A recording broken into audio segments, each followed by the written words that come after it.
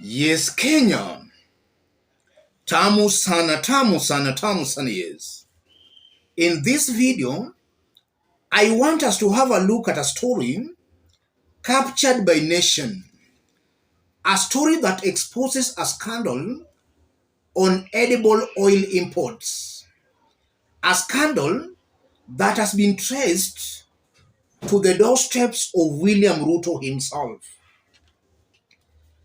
How Ruto's first cabinet meeting birthed questionable edible oil deal.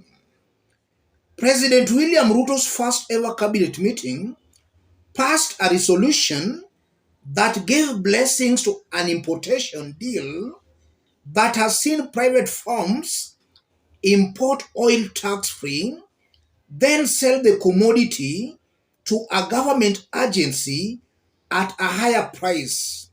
An NTV investigation has revealed. Documents in our possession show how companies associated with insiders of Dr. Ruto were single-sourced to procure oil for the Kenya National Trading Corporation, KNTC, in a series of tricks where Kenyans stand to lose at least shillings 6 billion. Taxpayers' analysis shows could lose another shillings 10 billion in unlawful tax exemptions related to oil imports. The simple anatomy of the scheme is a need is created to import oil tax-free.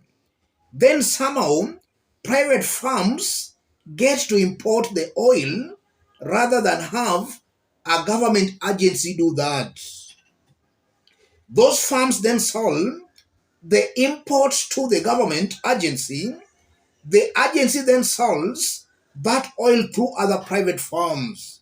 Eventually, that imported oil is sold for more than the price of locally manufactured ones. Throughout this movement, massive wastage of cash happens. That's the story, ladies and gentlemen. Just to start it off, NTV is revealing that the importers of this edible oil are people very close to William Ruto himself. And the deal is this: a need is created or a scarcity is created, and then the government announces that now edible oil will be imported into the country tax-free. And through that scheme, rogue elements in government are making billions. As they make billions, the government, Kenya's government, is losing money that it could have collected as a result of tax through these importations. So the individuals are benefiting at the expense of the government. The government is losing as individuals in government benefits. We can still remember sometimes last year, immediately upon being sworn in as the president, Ruto's government suspended about 10 companies that were dealing in oil. Rina Fresh Fry, among 10 suspended cooking oil brands over non-compliance. The listed products are Rina Fresh Fry with garlic oil, Fry Mate Tilly Top Fry, Salit Gold, and Pure Olive Gold, Bahari Fry, and Postman. That was September last year. So a scarcity was created by some oil brands being suspended. And if you look at the companies that were suspended, it was purely politics. It's believed that those companies supported the previous regime. So upon William Ruto being sworn in, an excuse is being identified. Or rather, there is this excuse that these are companies that are not compliant, then they are suspended. Already there is a scarcity.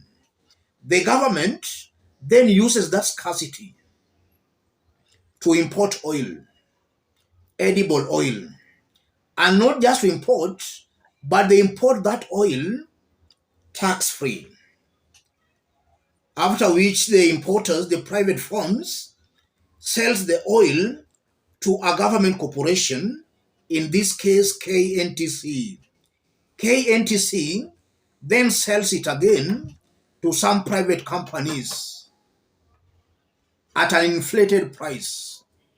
So you find that at the end of the chain, the oil is even more expensive than a locally produced oil. And that can explain why the cost of living is actually going up.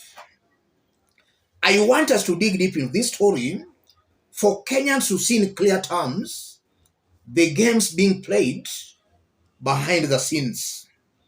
If you are watching us but you have not yet subscribed, subscribe, give this video a like. Let's proceed. Yes, that's the whole story, guys. This is a scandal touching William Ruto directly. Individuals very close to him are involved in the scandal. And it's very interesting that upon William Ruto being sworn in as the president, in his first cabinet meeting, they did approve a scandal. The first cabinet meeting. So you are seeing clearly that this is a government that started messing up immediately from day one. The first cabinet meeting, they approved a scandal. And for the scandal to succeed, they had to suspend some oil making companies, some brands, for there to be scarcity. Let me say this. Kenyans are dealing with a criminal government. No doubt about that, ladies and gentlemen. Kenyans are dealing with a criminal government. I've always maintained here that looking at William Ruto himself and the people he gave jobs in his government,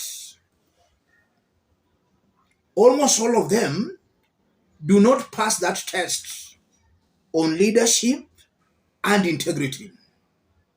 I believe that from top to bottom, there are people not fit, not worth holding public offices.